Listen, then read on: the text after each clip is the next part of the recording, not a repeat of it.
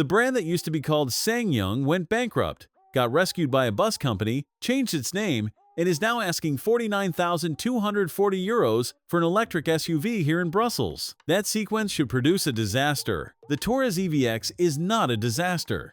Whether the 10-year battery warranty and a €5,000 discount structure change, the ownership math is in the verdict. 6 LED light elements behind a sealed grille, where a Jeep would have 7. Decorative Expedition handles on the bonnet that serve no function but earn the stance. In forest green, included at no cost on this business trim, the angular panels catch light differently at every angle. The rear tailgate implies a spare wheel mount. There is no spare wheel. These quirks give the car a character the Enyaq and ID4 quietly refuse to have. What the interior does to that impression lands next.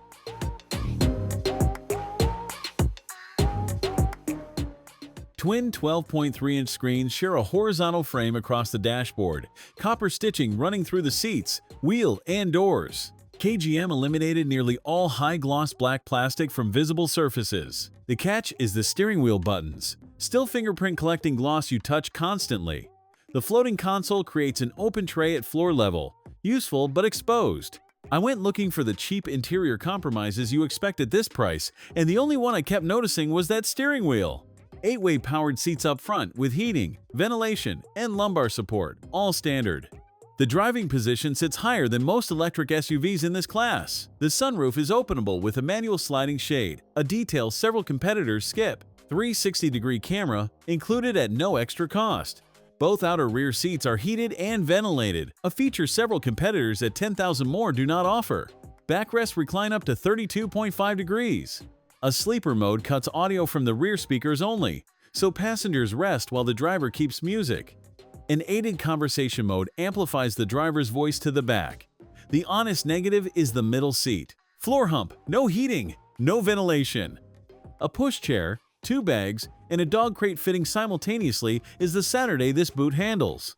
703 liters, around 24.8 cubic feet, ahead of the Enyaq at 585 and the ID4 at 542. Seats folded, 1,662 liters. The shape is usefully square. A compartment under the floor holds charging cables.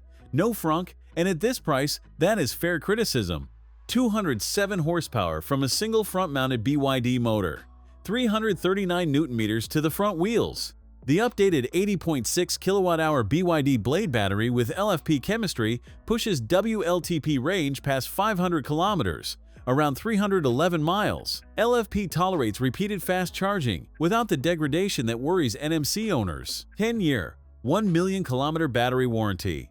DC charging at 120 kilowatts, 10 to 80% in 30 minutes. €49,240 catalog. Motor Show discount takes $3,000 off.